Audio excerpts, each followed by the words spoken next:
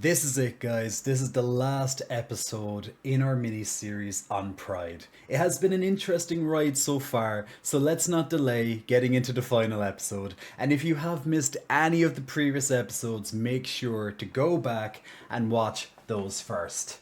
And of course, we're wearing some Pride colours to kick it off. Yes, we have a tank top on, guys. I know, getting the muscles out, getting the muscles out for this one.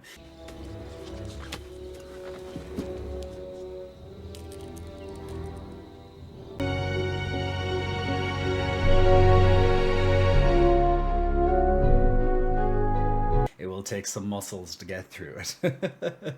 So it goes without saying that Pride events 54 years on from 1970 are very different, going from unofficial parades and street parties to massive commercialized official events with multi-million-dollar budgets. We even officially have World Pride hosted by different cities and nations each year, which is some sort of like the Olympics of Pride events that come with an even larger festival. Entertainment has gone from almost exclusively local talent performing on small stages in the clubs and bars to full-size live entertainment events with A-list headliners putting on full-scale shows in large outdoor venues. We even have winter Pride events which are far less popular but do provide communities with the option to celebrate Pride in the dead of Northern Hemisphere winter. An example my co-writer Matt always used for Pride, and he shared with me, is that the company he banks with is one of the largest sponsors with a huge physical presence at Pride events in his nation of Canada. Not only do they sponsor the events and parades, they use Pride as major advertising events. From making sure they have models in logo branded Speedos and bikinis walking about the crowds, handing out Pride stickers and flags that also includes the bank's logo, to having booths in the village with portable ABMs, which is automatic banking machines, a little bit different from ATMs here, and cooling stations everywhere too. Hello and welcome to Canada. Pride has, for the most part, gone from being an impromptu parade and party with the occasional local allied sponsor providing refreshments or equipment, to an event that requires planning and reserving the events years ahead, with huge registration costs due to this space at these events have become a premium. In recent years, many municipalities have actually required anyone wishing to be a street vendor to obtain a license, and granting Pride security and local police to remove unlicensed vendors. And these licenses are in the tens of thousands of dollars in some major cities. So in the adding of major corporate and commercial sponsors, this has obviously changed the face and flow of Pride from what it was originally, a protest. But if you're a slowly aging millennial like myself with LGBTQIA plus friends from older generations that recall Pride before it was such a large event, you have likely been sat at a Pride house party while they regaled you about the good old days when we were definitely marching down the streets as a community and not as a bunch of groups with pretty floats and performers like a homecoming parade. Then you've also probably heard the opinion that Pride has lost its soul or meaning, which, let's face it, is very subjective and a very biased claim to make. While yes, Pride is about making a whole buttload of money over the course of the month of June for corporate and commercial entities, and is about virtue signaling and PR stunts from career politicians, none of this deprives Pride of its soul or meaning. It just shifts this from being a soul or meaning that brings together like-minded people to huddle together in support of one another, in a display of solidarity saying, "You are not alone," to a soul or meaning that brings together international communities the globe over to not only share the reminder that no member of the community is ever alone in their struggles. Granted, yes, a lot of the profit generated from modern Pride events goes right back into private income and investment coffers rather than the community programs and funding. However, without the scale of modern Pride events, we would not have international, not for profit advocacy groups and charities. No Trevor Project at the scale it is today, no Rainbow Bridge organisations, no lobbyists with LGBTQIA plus interests in mind among political circles and the UN's human rights committees and tribunals, and no government funded information and community centres, shelters and other social protection programmes for communities. A long-term... what?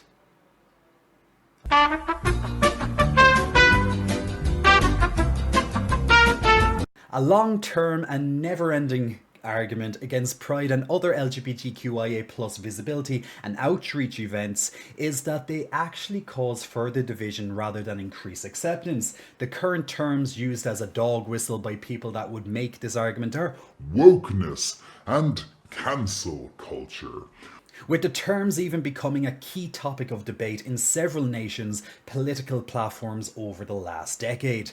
So, are these said woke people pushing cancel culture on traditionalists really causing a division? No, not really. These kinds of claims have always been made against communities that have to push against a national or even international status quo to gain basic human rights to coexist. With one buzzword or another weaponized against that community: woke, socialist, commies, ethnics, and other fearmonger slang and terms to internationally vilify change or differences of opinion.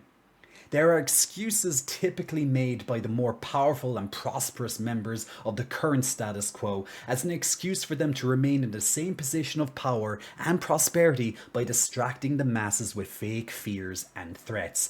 They are devaluing your work and keep wages low. It is not us that keeps the wages low or hire them. They are to blame. It's all them. They make you look like the fools. So we should do away with them to make sure we feel confident again. They are the reason there are so many more of them now. If we don't do something, they will outnumber us and take back all our stuff.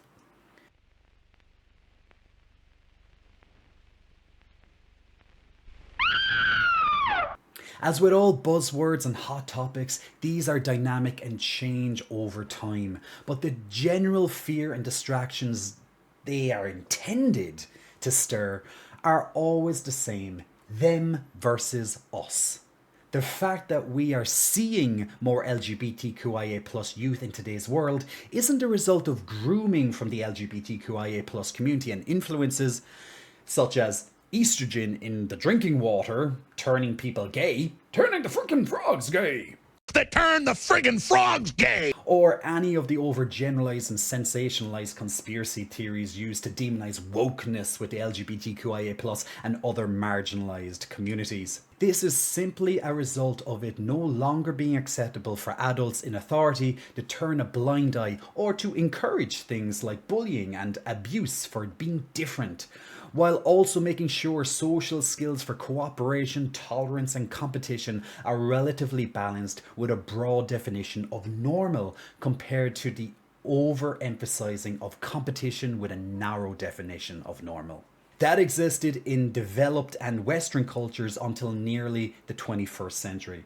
We are actually seeing the reverse of these claims in 2024. At the time of writing, it would seem as though right-wing parties are on the rise, while also saying they are being cancelled by the woke left. The EU is being run by the centre-right conservatives.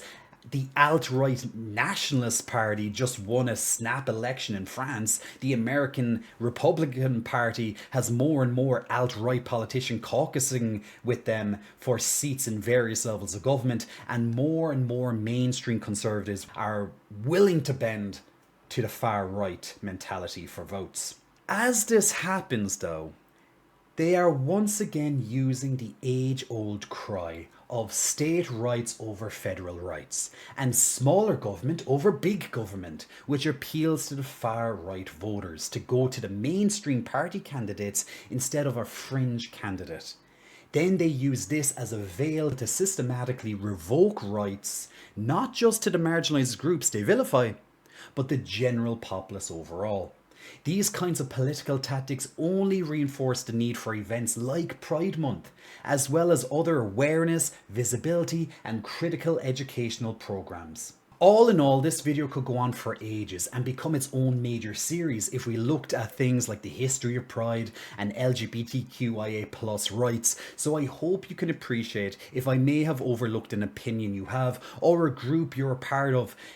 This is not the result of deliberately leaving you aside, okay? Pride, as we have discovered over the course of these videos, is both dynamic in what it is and means to the community and general public, and it is also diverse.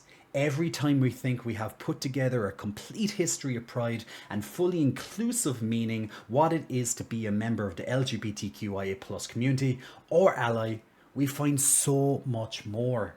So I will leave you with this personal story, dear viewer, from my co-writer Matt, who put a heck of a lot of research into this mini-series. The following is his story. I came out when I was 19 years old in 2005. Though my parents were always fairly progressive in terms of sexuality and personal identity, I still came up in the Catholic school system, and to this day still remember in an approved text used to help us understand puberty, it stated, homosexual feelings during puberty are just a phase caused by other active hormones. So it actually took some time to accept I was gay. This is not the story, for your information, just setting up the background. In 2005, I didn't realise just how much the Catholic status quo teachings had stuck with me. And I would often echo arguments that we no longer needed Pride. A couple of years later, once I had started making more LGBTQIA+ friends, a friend invited me to a Pride event, to which I let out my typical complaint about Pride I had spewed since before I had come out. This friend insisted I should at least go and see it for myself before judging, and I agreed. I honestly figured I would see the festival grounds, a whole bunch of public exhibitionism, and was not personally all that comfortable with, just yet. And nope, right out of there and back to the hotel.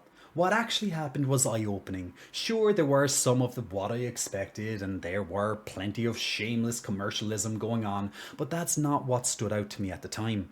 What stood out was the people, and all kinds of people coming together to celebrate as a group despite their differences. The following day was the parade. I could not wait to see by this point. And even though by this point I knew I had changed my opinion entirely about Pride, I didn't know just how much. Really seeing literally thousands of people marching in this parade, showing pride and support.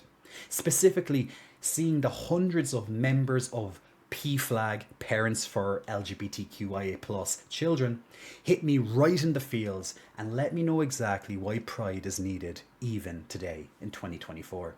Another eye-opening moment was when I realised the people that seemed to be picnicking in park areas were actually homeless gay youth camping near the village for Pride while police looked the other way until the end of the week.